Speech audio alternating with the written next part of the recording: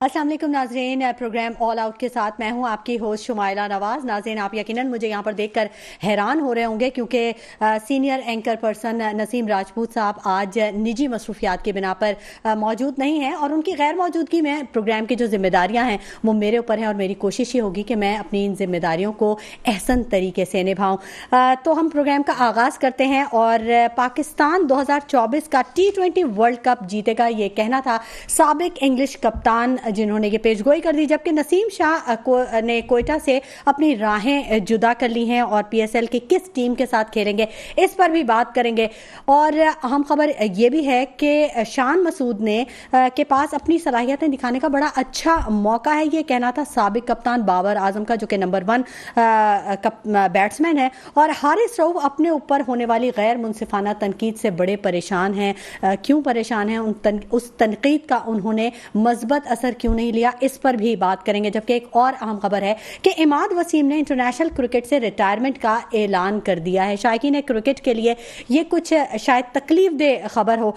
दूसरी जानिब हारिस को बैकबिश के लिए एनओसी ना मिलने और सेंट्रल कॉन्ट्रैक्ट में तनज़्ज़ुली का भी इम्कान है। बाबर आजम नंबर 1 प्लेयर हैं, वो मुल्क का नाम रोशन कर रहे हैं, ये कहना था ज़का अशरफ का।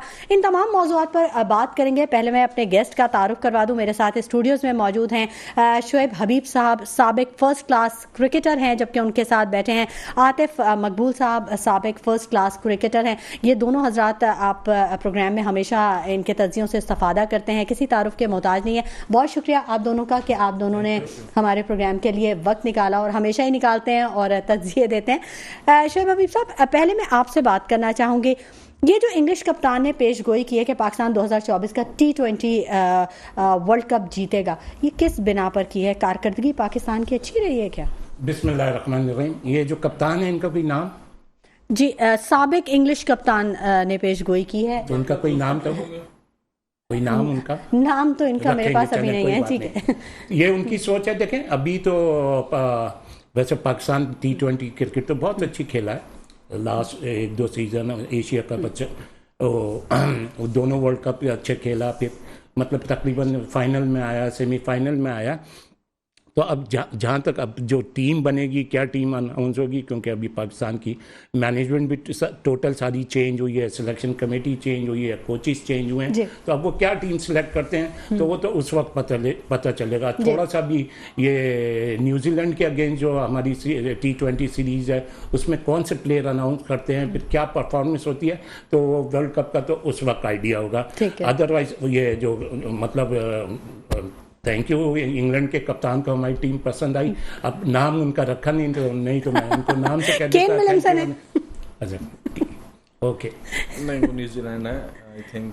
अच्छा, नहीं देखें, जैसे उन्होंने कहा इंग्लिश कप्तान, अब जो भी वो कह रहे हैं आई थिंक वो उनकी बिल्कुल सही बात है, क्योंकि जिस तरह पाकिस्तान की क्रिकेट पूरी चलती चली आ रही है, अभी वर्ल्ड कप में देखें तो कुछ मिसहैप्स हुए हैं बाबर की कप्तानी में, लेकिन अब ठीक है, वो कप्तान भी चेंज किया और T20 वर्ल्ड कप है और कप्तान जो चेंज किया है वो बहुत अच्छा कप्तान बनाया T20 का, क्योंकि वो 2 अभी लास्ट इवेंट जो है PSL की वो जीता भी है शाहीन, तो एक अच्छी गुडविल है उसके लिए और बाकी लड़कों के लिए भी। और T20 फॉर्मेट की तो हमारी असल टीम है। जो बाबर को ये चीज़ समझ नहीं आई थी, जो बहुत लेट समझ आई उसको कि वर्ल्ड कप में, कि जब ये इतने सारे मिसअप्स हो गए तो फिर उसको समझ में आया कि मेरी टीम जो है वो T20 की है। ठीक है, वो वर्ल्ड कप ये ODI की नहीं थी। तो स्पेशली टीम तो हमारी T20 की, और पूरा वर्ल्ड भी जानता है ओवरऑल, जो जिस तरह भी इंग्लिश कप्तान ने कहा, और भी बहुत लोगों की ख्वाहिशमंद होगी कि हम लोग इंशाल्लाह वर्ल्ड कप खेलें, फाइनल खेलें और हम जीत सकते हैं। हमारी टीम में एबिलिटी है, क्योंकि हमारा बेस्ट कप्तान शाहीन अफरीदी है, हारिस रऊफ है, बाबर आजम है। अब देखें टीम सिलेक्शन, वो उस टाइम पर क्या टीम सिलेक्शन होती है, तो बाकी एबिलिटी तो हमारी टीम में है कि हमें जो लोग देख के प्रोफाइल करते हैं कि यार हाँ यार इनमें एबिलिटी है कि फाइनल खेल सकते हैं, क्योंकि इस बार भी हमारी ख्वाहिश यही थी कि हम सेमीफाइनल तक आए, लेकिन कुछ चीजें जो थी बाबर, ख्वाहिशों पे तो नहीं चलता ना काम तो कारकर्दगी पे चलता है। जी बिल्कुल, असल में बाबर की कुछ चीजें थी जिसकी वजह से वो कप्तान है। वहां उस कप्तान के आगे जब टूर्नामेंट एक टीम चली जाती है तो फिर बस ऐसे हाथ जोड़ने रह जाते हैं और बस दुआएं रह जाती हैं कि हम दुआ करें और कोशिश करें कि बाबर अच्छे से अच्छा करें। तो उम्मीदें थी, बाकी वो पूरी दुनिया ने देखा क्या हुआ। अब होप करते हैं कि वर्ल्ड कप आ रहा है इंशाल्लाह, तो उसमें उम्मीदें बहुत सारी हैं हमारी वर्ल्ड कप में। अच्छा शुएब साहब, ये बाबर आजम को पहले क्यों नहीं समझ आया? जैसे आतिफ ने कहा कि अब शायद उन्हें समझ में आ गया कि हमारी T20 की टीम है, ये पहले क्यों नहीं समझ में आया? मतलब एक अरसे से खेल रहे हैं, आप कैप्टन हैं, आपको नजर रखनी चाहिए हर चीज़ पे। ये आतिफ की अपनी सोच है। पाकिस्तान ने वर्ल्ड कप का फाइनल खेला है, पाकिस्तान ने। नहीं, मैं इस बार की बात की, इस बार की बात कर रहे हैं ना हम। किस बात की? इस बार की बात वनडे नहीं, अभी हम T20 की बात कर रहे नहीं, मैं तो लास्ट अभी बात ओके वर्ल्ड कप की बात कर रहे हैं। नहीं, आपका सवाल क्या है? मेरा सवाल ये है कि अभी जो 2023 का जो वर्ल्ड कप हुआ है, इसमें पाकिस्तान के जो कप्तान थे बाबर आजम, वो क्यों नहीं, उन्हें ये बात समझ आई कि हमारी जो टीम है वो तो T20 के लिए है, तो उन्होंने क्यों नहीं ऐसी सिलेक्शन की कि ODI के लिए वो बेहतर परफॉर्मेंस कर सकें? देखें, ये बाबर आजम पे ही नहीं जाता, ये हमारे चेयरमैन्स पे जाता है, हमारे कोचिंग स्टाफ पे जाती है, ये बात हमारे सिलेक्टरों पे जाती है। अच्छा, फिर जो लड़के खेलते हुए आ रहे थे वही टीम, इससे बेस्ट टीम नहीं सिलेक्ट हो सकती थी। पाकिस्तान की जो बैड लक हुई है इस वर्ल्ड कप में, पाकिस्तान की पहली बैड लक ये हुई है कि नसीम शाह आपका नए गेंद करने वाला बॉलर अनफिट हो गया था, वो उससे आपको लॉस हुआ। फिर आपका ये Fakhar Zaman out of form हो गए थे, उससे आपको लॉस हुआ। फिर आपको जो सबसे बड़ा लॉस हुआ कि आपके बॉलर, स्पेशली मिडिल में जो बॉलर गेंद करने आते थे, स्पिनर्स वगैरह, वो परफॉर्म नहीं कर सके। इसमें बाबर को तो आप कुछ नहीं कह सकते, लड़के परफॉर्म करेंगे तो आप जीतेंगे ना। अब देखें ना, इंडिया कैसे खेलती हुई आ रही थी। इंडिया ने तो ऑलमोस्ट सारे मैच जीते थे। फाइनल मैच के उसने परफॉर्म नहीं दिया। ऑस्ट्रेलिया ने मतलब बैटिंग, बॉलिंग, स्पेशली कप्तानी में आउट क्लास परफॉर्मेंस दिया, वो जीत गई। तो ये इसमें ये कहना कि बाबर की गलती, लेकिन इंडिया की कारकर्दगी पे तो बड़े सवाल उठे हैं, उसकी मैनेजमेंट पे, उसकी बहुत सारे फैसलों पे सवाल उठे हैं। वो लोगों की सोच है, मैं अपनी सोच बता रहा हूँ। मेरी सोच ये है कि सब कुछ साफ शफाफ हुआ है, आप कहते हैं कि देखिए जो मैच हुए वो साफ शफाफ का क्या मतलब है, ये तो मैं समझ नहीं पा रहा। इंडिया बहुत बुरा खेली, हार गए। अच्छा, इंडिया जिस तरीके से खेलती भी आ रही थी इस टूर्नामेंट को, 9 मैच जीते थे उसने, आखिर में वो कहते हैं ना, चौक हो गई वो। अच्छा, ठीक है। शोएब, आप बताइएगा कि नसीम शाह जो हैं वो अब कोयटा से शायद वो अपनी राहें जुदा कर रहे हैं, कुछ अंदाजा है वो अब किस तरफ उनका रुझान जा रहा है? देखें, जो ज्यादा पैसे देगा वो उसी तरफ ही जाएगा क्योंकि क्रिकेटर अब जो ओवरऑल माइंडसेट है जी, जो ज्यादा पैसे देगा मतलब पैसे अब म्यार हो गया है। बिल्कुल, अब जिस तरह ऑफर्स आएंगे, क्यों पहले नहीं ऐसा होता था आतिफ के हम ये देखते थे कि कौन सी टीम अच्छी है, कहाँ अच्छे प्लेयर्स हैं, कहाँ मुझे ज्यादा सीखने का मौका मिलेगा, मैं उसके साथ काम करूं। जी बिल्कुल ऐसे। अब देखें, इसमें तो ये तो अपनी ही PSL है, इसमें तो जरूरत ही नहीं किसी के पास जाने की। आप पाकिस्तान के अंदर ही आपके सारे ऑल स्टार्स जितने भी हैं, बिग स्टार्स, उनके वो आपके पास ही हैं, तो उसको में कोई ऑप्शन ही नहीं है कि आप किसी और टीम में जाएं, जिसमें आप तो वो NC में भी जाकर सारा अपना जो है सिस्टम अपना सीधा कर सकते हैं अगर किसी को चाहिए तो। लेकिन अगर वो सिर्फ पैसे के पीछे भाग रहे हैं, और ज्यादातर अब जो क्रिकेटर जितने चल रहे हैं, जो मैं देख रहा हूँ 2000 के बाद से, उनका फोकस सिर्फ पैसा है, क्रिकेट नहीं है।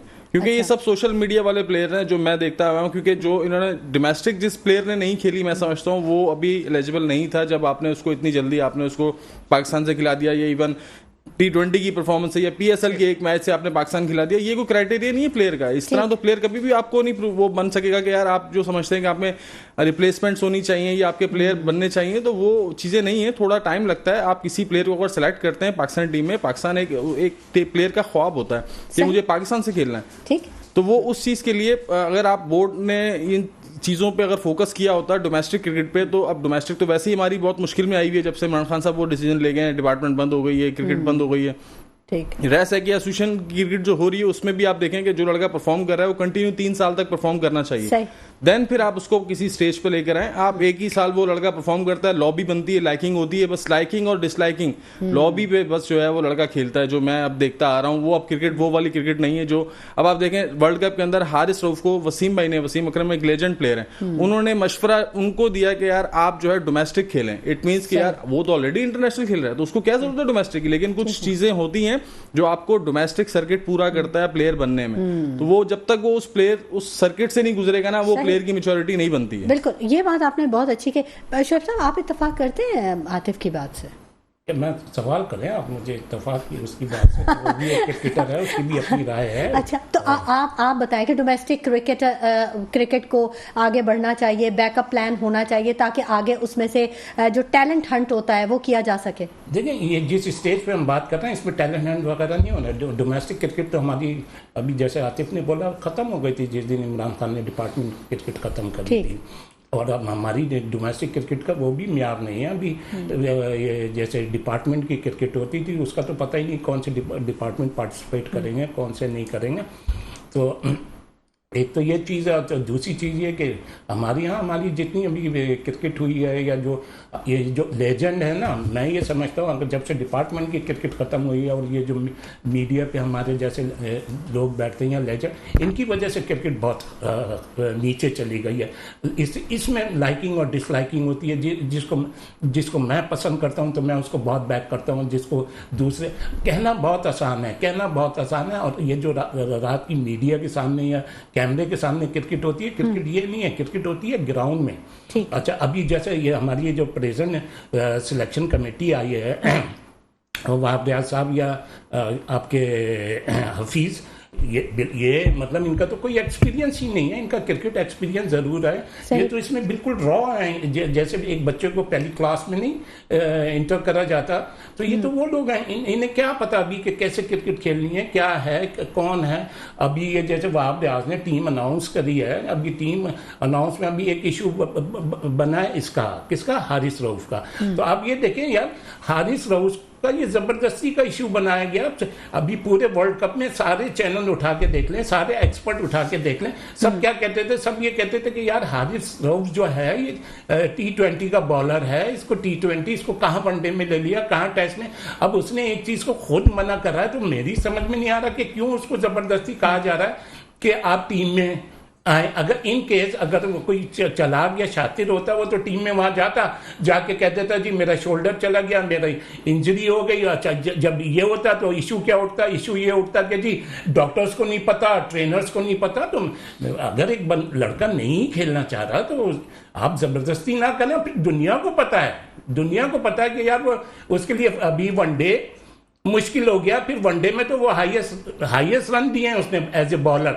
तो पता नहीं किस वजह से या क्या पॉलिटिक्स है कि इतना प्रेशर डाला जा रहा है कि वो खेले, जबकि अभी आपके पास एक अब्बास लड़का है, उसकी 20-25 टेस्ट मैचों में 90 विकेटें हैं। आपने उसको क्या इग्नोर करा कि वहां गेंद सीम और स्विंग नहीं होती, इसलिए हमने, और इन्होंने लिया उसको क्या नाम है, फहीम अशरफ, जिसकी 27 या 28 विकेटें। अच्छा, अगर अब्बास को आपने फिर भी अगर इग्नोर करा हुआ है और सीम और स्विंग की बात करते हैं, तो न्यूजीलैंड में सीम और स्विंग होती है, वो माशाल्लाह वो तो 20-20 ओवर करने वाला बॉलर है, और न्यूजीलैंड में तो T20 में वो आराम से 4 ओवर निकाल देगा। तो ये सब बातों की क्रिकेट है। अदरवाइज हमारी क्रिकेट बहुत नीचे चली गई है। टैलेंट जरूर आएगा, लेकिन नेचुरल टैलेंट आएगा। अगर ये कहना कि इन लोगों को सिर्फ टैलेंट आएगा, तो मैं ये समझता हूँ भूल है। तो मैनेजमेंट के फैसले भी सही नहीं है ना, इसका मतलब है मैनेजमेंट सीरियस नहीं है अपने फैसलों में। देखें, सबसे बड़ी बात ये है कि देखें ये 8 महीने में तीसरा या चौथा वो है चेयरमैन। मैनेजमेंट ही को नहीं पता कि हमें अभी ज़कात साहब को नहीं पता कि मैं 2 महीने 1.5 महीने बाद रहूंगा या नहीं रहूंगा। तो ये सारी चीजें होनी है, अनसर्टेनिटी है ना बहुत ज्यादा, जिसकी वजह से फिर वो माइंडसेट नहीं बन पा रहा, फैसले नहीं किए जा रहे, और जो फैसले किए जा रहे हैं, फैसले तो हो रहे हैं, उनका इम्पैक्ट नहीं आ रहा ना। नहीं, फैसले हो रहे हैं लाडलों पे। बात यही आ जाती है। देखिए, दुनिया में मतलब मेरा भी क्रिकेट एक्सपीरियंस है, आतिश का भी है। सबसे इजी है सिलेक्शन। आप यहाँ बैठ के दुनिया की हर टीम बना सकते हैं। दुनिया में मतलब जो भी टीम बनती है, 2 या 3 प्लेयर इधर उधर होते हैं, एक आ जाता है। तो ये तो सबसे चेयरमैन वाली वो जो है, ये तो सबसे आसान जॉब है। अगर इन्हें इतना ही शौक है तो जाएं ग्राउंडों में, जाएं टैलेंट ढूंढें, कैंप्स लगाएं, बॉलर एकेडमी में बॉलरों को बुला के सिखाएं। ये तो इतनी आसान जॉब है। अब मैं पीसीबी से एक चीज कहता हूँ यार, आपने जब इनको हायर करा तो ये तो पता चले कि इनकी सैलरी कितनी है। सैलरी पता चलेगी तो वैल्यू का आइडिया होगा। अगर इन केस ऑनररी आए हैं ये लोग, तो फिर तो वेल डन। अगर यही नहीं पता कितनी कीमत, कहते हैं ना, जैसे आप कोई चीज लेने जाते हैं तो यार चीज तो आप अच्छी लाएं लेकिन महंगी है, तो अब ये तो पता होना चाहिए कि इनकी सैलरी वगैरह इनका क्या वो है। ठीक है, क्वालिटी पे कॉम्प्रोमाइज नहीं होना चाहिए। बिल्कुल ठीक कहा शुएब साहब आपने। नाज़रीन, गुफ्तगू का जो सिलसिला है वो जारी रहेगा और इस बारे में आतिफ मकबूल से भी उनका व्यू जानने की कोशिश करेंगे, लेकिन वक्त हो गया एक छोटे से ब्रेक का। हमारे साथ रहिएगा। वेलकम बैक नाजरीन। गुफ्तगू के सिलसिले को आगे बढ़ाएंगे। ऑल आउट प्रोग्राम है और मेरे साथ शुएब हबीब साहब और आतिफ मकबूल साहब मेरे साथ मौजूद हैं और हम इनसे बात कर रहे हैं। आतिफ, मुझे एक बात बताएं, ये जो मैनेजमेंट के फैसले होते हैं, ये जब एक दफ़ा गलत हो गया, ये पता भी चल जाता है कि ये गलत हो गया, गलत सिलेक्शन हो गई है, ये नहीं होना चाहिए था, इसकी जगह ये होना चाहिए था, उसके बाद में जो इम्पैक्ट आता है इसका, कोई जिम्मेदारी लेने को कबूल नहीं करता, कोई उस चीज़ को जिम्मेदारी नहीं देता अपनी ना, कि हाँ मेरी वजह से ये हुआ या कुछ। तो इस पर भी कुछ काम करने की ज़रूरत है। जी, ये करने की ज़रूरत तो है, लेकिन इस पाकिस्तान में कुछ नहीं हो सकता, ना हो रहा है, ना होगा, जो मुझे लग रहा है। आपके सामने भी जिस तरह देखें, बाबर ने जिद करके, और बाबर ने एशिया कप में ये बोल दिया था कि मुझे मेरे वर्ल्ड कप के 15 पता हैं।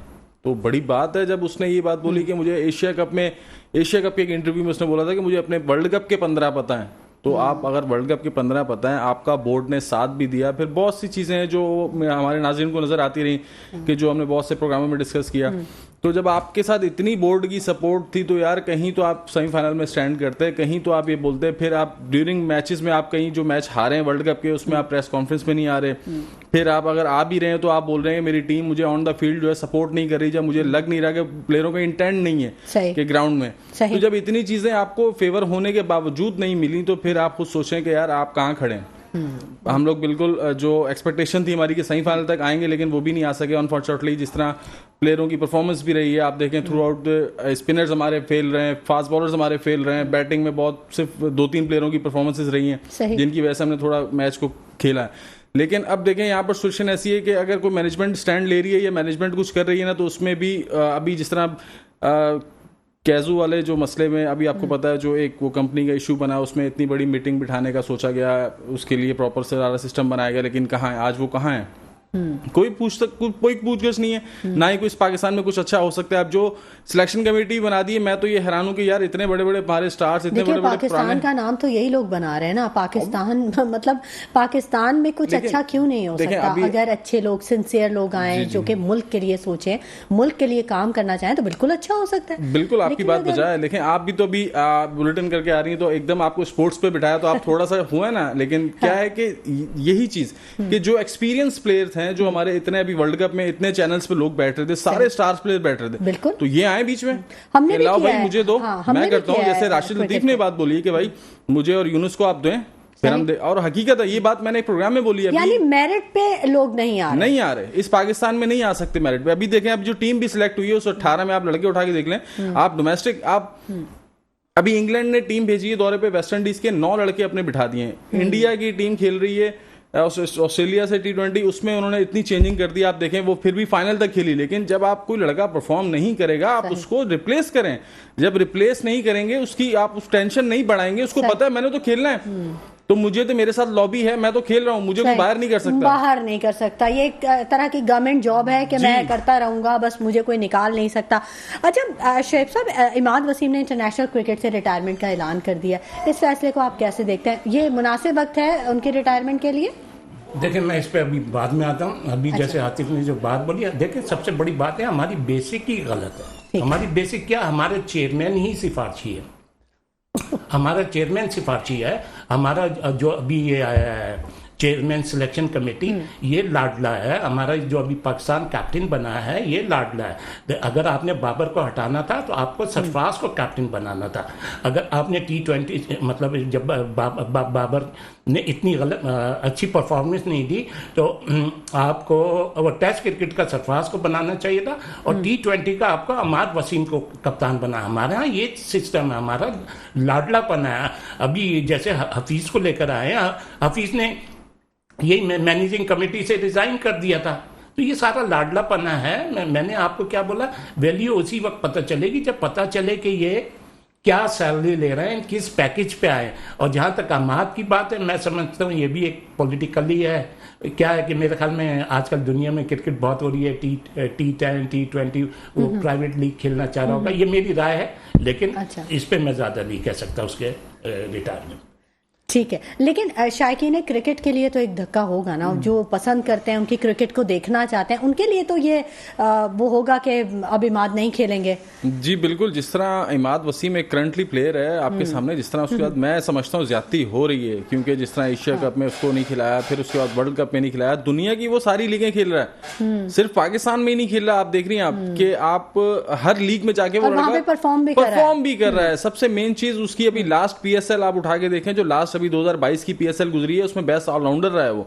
उसने कितने मैच अपनी बैटिंग से जिताए, कितने मैच उसने बॉलिंग से सीधे किए हैं, यार वो परफॉर्मर है। तो आप यही तो क्राइटेरिया है कि जब लड़का को कोई परफॉर्म करे तो आप उसको खिलाएं। लेकिन क्या है सबसे मेन वजह, जैसे आमिर इतना बड़ा बॉलर हमारा जाया हो गया, ठीक है, उसने भी रिटायरमेंट का ऐलान किया, यही वजह है जब आप प्लेयर को नहीं खिलाएंगे तो उसको अफसोस होता है कि यार मैं जिस कैलिबर का प्लेयर हूं, मैं परफॉर्म कर रहा हूं और आप जिस तरह के प्लेयर खिला रहे हैं वो कैलिबर तो देखें, आप मैच तो करें कि मैं तो खुद परफॉर्मर हूं। और ये बहुत बड़ा यानी कि टेंशन टाइम है जो इमाद वसीम के लिए, कि इमाद ने जिस तरह ये अपनी रिटायरमेंट का ऐलान किया, ये होना नहीं चाहिए। बोर्ड को इस चीज को देखना चाहिए, जो PCB के जो लोग काम कर रहे हैं ये चीजें गलत हैं। अगर इस तरह से इस उम्रों में रिटायरमेंट शुरू हो गई तो फिर पाकिस्तानी क्रिकेट कहाँ जाएगी। अभी तो ये 2-4 प्लेयर आपको पता होगा अमेरिका भी चले गए छोड़ के, और अब भी रिटायरमेंट का सिस्टम शुरू हो चुका है। तो ये चीजें गलत हैं। बोर्ड को मैं सिंपली हर प्रोग्राम में बोलता हूँ, मैं खुद प्लेयर हूँ यार, सिंपल थ्योरी है, कोई रॉकेट साइंस नहीं है। जो लड़का अभी आपकी टीम वर्ल्ड कप में क्या करके आई ये पूरी दुनिया को पता है, इसमें छुपाने की जरूरत नहीं है। ना आप उनको सेव करें,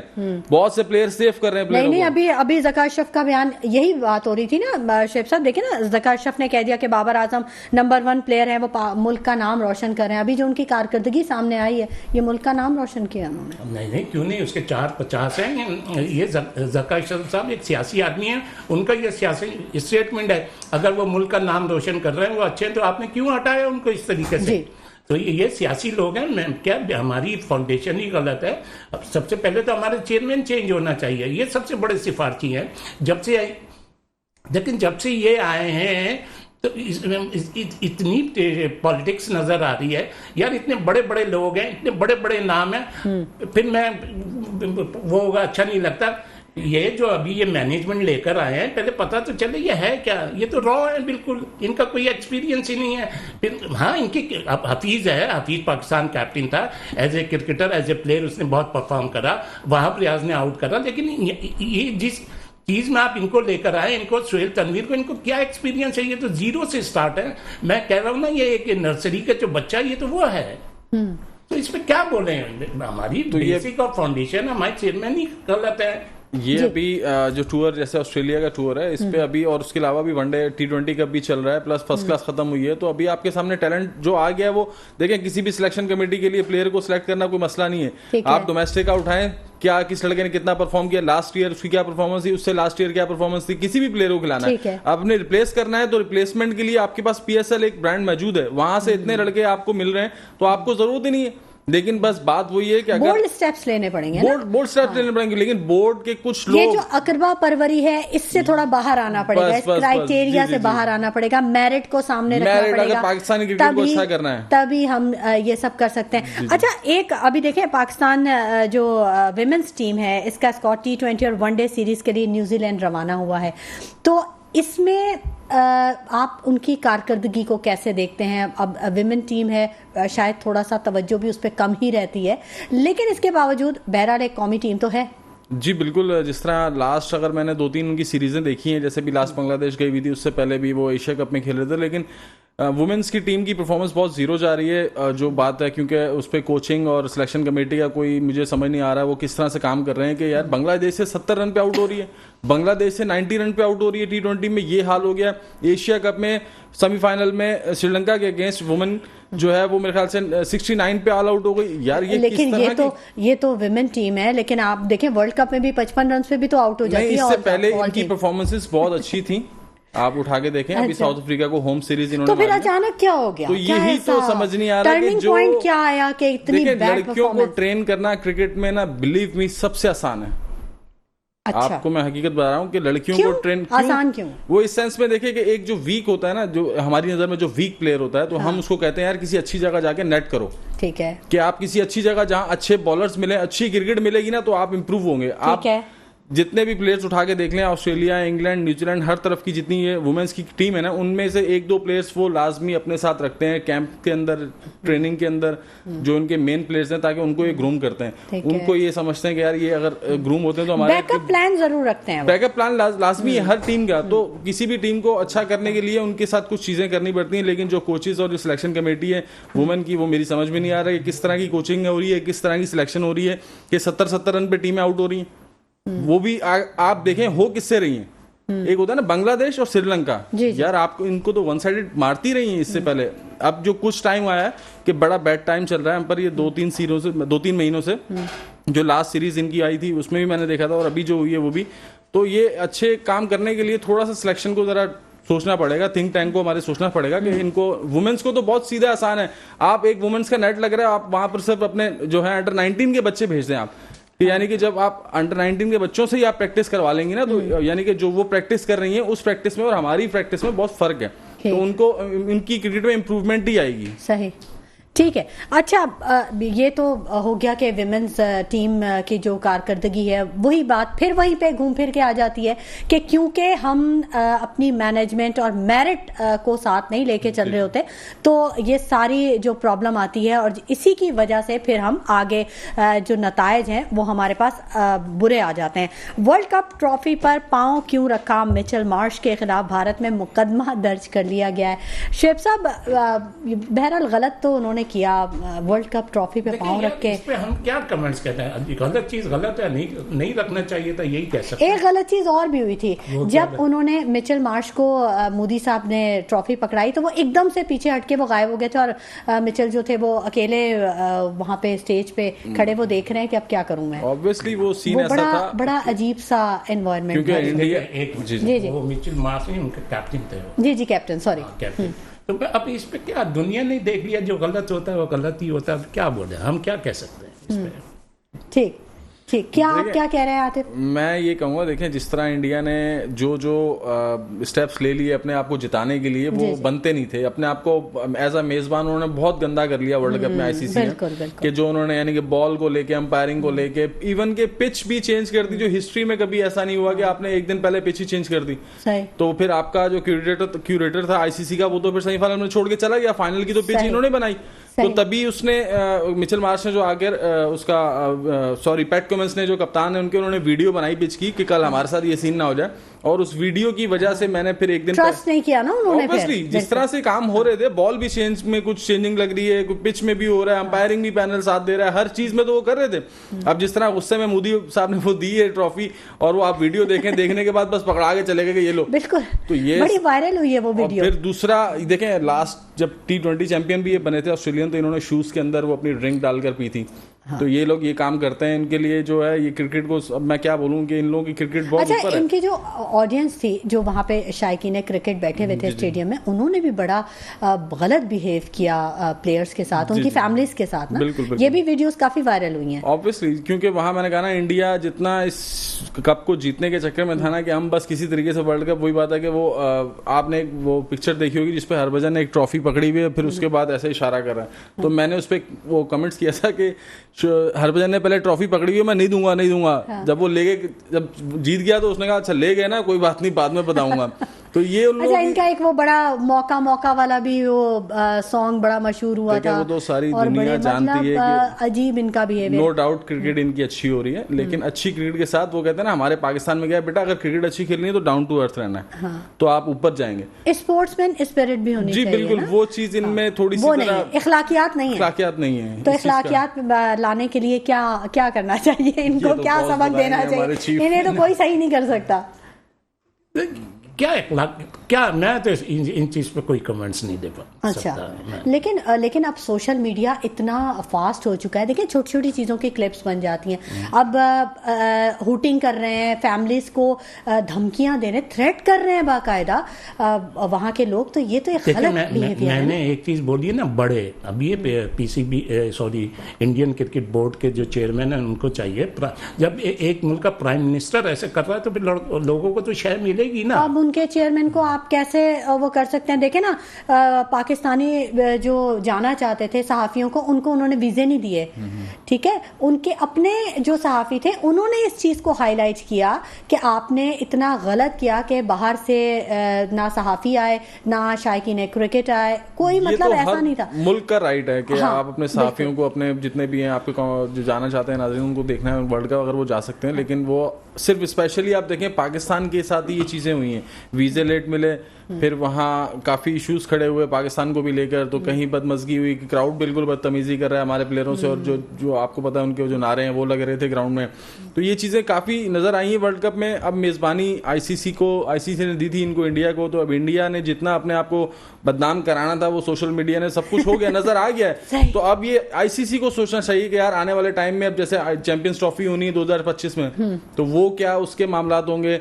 तो ये सारी चीजें अब आईसीसी का काम है। जैसे हमारे यहाँ कुछ चीजें गलत हो रही है पीसीबी को देखना है, वैसे ही अब जो इंडिया में हुआ है वो आईसीसी को देखना है। हम तो सिर्फ ये रिक्वेस्ट कर सकते हैं, पाकिस्तानी बॉलर का एक एक्शन अगर जेर बहस आता है तो आईसीसी फौरन उसको हाईलाइट कर देगा, फौरन एक्शन ले लेगा। किसी ने एक जुमला अगर कह दिया तो आईसीसी फौरन उस पर एक्शन ले लेता है। लेकिन यहाँ आईसीसी क्या करेगा ये तो आने वाला वक्त ही बताएगा। गुफ्तगू का सिलसिला जारी रहेगा, लेकिन वक्त हो गया एक छोटे से ब्रेक का, हमारे साथ रहिएगा। वेलकम बैक नाज़रीन, गुफ्तगू के सिलसिले को आगे बढ़ाएंगे और मेरे साथ स्टूडियोज़ में मौजूद हैं शोएब हबीब साहब, साबिक फ़र्स्ट क्लास क्रिकेटर हैं, आतिफ मकबूल साहब भी मौजूद हैं, साबिक फ़र्स्ट क्लास क्रिकेटर हैं, और इनसे हम गुफ्तगू का सिलसिला जारी रखे हुए, इनके तज्जियों से हम इस्तिफ़ादा हासिल कर रहे हैं। शोएब साहब, ऑस्ट्रेलिया के दौरे में नसीम शाह की कमी महसूस की जाएगी। नसीम शाह की कमी इस वर्ल्ड कप में भी महसूस की गई 2023 में जो हुआ, और अब फिर आइंदा। तो ये नसीम शाह कब तक फील्ड में उतरने का हो जाएगा इनका, कुछ इस बारे में बताइएगा। देखिए कब तक ये फील्ड में आते हैं इसका तो ये डॉक्टर या पीसीबी बताएगा। नसीम शाह की बहुत कमी महसूस हुई। एक टाइम मतलब वर्ल्ड कप स्टार्ट होने से पहले हमारी दुनिया की नंबर 1 बॉलिंग स्ट्रेंथ कहलाती थी। जैसे ही नसीम शाह अनफिट हुए उसके बाद हमारी बॉलिंग स्ट्रेंथ बिल्कुल माइनस हो गई, और आप देख लें उसका नतीजा क्या मिला। हमें नतीजा क्या मिला कि हम टॉप 4 में नहीं आ सके। फिर दूसरी चीज़ ये कि मेरे ख्याल में हमने नए बॉल पे कितने 3 या 4 तो आउट करें। हमें नसीम शाह ऊपर से 2-3 आउट करके देता था, 1-2 शाइन आउट कर देता था, जिससे हम मैच में हमारी ग्रिप स्ट्रांग हो जाती थी। तो मैं समझता हूँ कि नसीम शाह के ना होने से तो बहुत कमज़ोरी नज़र आएगी। और ये जो पाकिस्तान का बॉलिंग अटैक है, मैं समझता हूँ अगर ये ऑस्ट्रेलिया को 2 दफ़ा आउट कर देगा तो ये भी इनकी जीत है। अगर ये लोग मेरे ख्याल में मैच ड्रॉ कर देंगे तो ये भी इनकी जीत है। और मैं बैट्समैन के मुतालिक तो नहीं कह सकता, मैं बॉलिंग के मुतालिक ये ज़रूर कह सकता हूँ कि ये बड़े लंबे रन्स देंगे। अच्छा, और तो उनका नसीम शाह का कोई रिप्लेसमेंट सामने नजर नहीं आ रहा। नसीम का ये रिप्लेसमेंट लेकर आए ना, खुर्रम शहजाद को उस बच्चे ने डोमेस्टिक क्रिकेट में परफॉर्म करा, लेकिन ऑस्ट्रेलिया का टूर तो बहुत एक्सपीरियंस और बड़े बड़े फास्ट बॉलर गए हैं, वो फेल होकर आए हैं। और जो ऑस्ट्रेलिया की पिचेस हैं, और अब बात ये घूम के वही आ जाती है ना। अब ये खुर्रम शहजाद से या फ़हीम अशरफ से या ये जो हमारा बॉलिंग अटैक है मोहम्मद वसीम वगैरह से, इनसे एक्सपेक्ट करते हैं कि ये आउट कर देंगे, तो मैं नहीं समझता ऐसा। इन्हें चाहिए था कि अब्बास एक्सपीरियंस बॉलर था, उसके अब तकरीबन 90 आउट हैं टेस्ट क्रिकेट में, तो उसको रखते हैं एक्सपीरियंस बॉलर को। अब सारा अब जैसे मीर हमजा आया है, वो बहुत अच्छा बॉलर है, बहुत अच्छा, लेकिन क्या है सारा प्रेशर उधर आ जाएगा। क्रिकेट की टेक्निक और क्या होती है, बेसिक बैट्समैन में आपस में अंडरस्टैंडिंग होती है कि यार ये बॉलर अच्छा है, इसको थोड़ा सा थका दो, इसको बाद में लूट लेंगे, पहले वाले को लूट लो। तो सारा प्रेशर, जैसे अब मेरे ख्याल में वो हमारा जो स्पिनर है, क्या नाम है, शादाब, नहीं टेस्ट में अबरार पे सारा प्रेशर आ जाएगा। बॉलिंग में मेरे ख्याल में शाहीन पे और इस पे प्रेशर आ जाएगा, मीर हमजा पे। और देखिए हम लोग एकदम इतना भूल जाते हैं और हम इतना लाड प्यार में आ जाते हैं। यही शाहीन आफरीदी जब वर्ल्ड कप खेल रहा था, शुरू के मैचेस में आउट नहीं करे, 90% ने क्या बोला कि अनफिट है, अनफिट में खिला रहे हैं, इसका हाथ इधर से नहीं आ रहा, इसकी स्पीड कम हो गई। अब वो मेन बॉलर है, सही, तो ये ऐसे नहीं होता।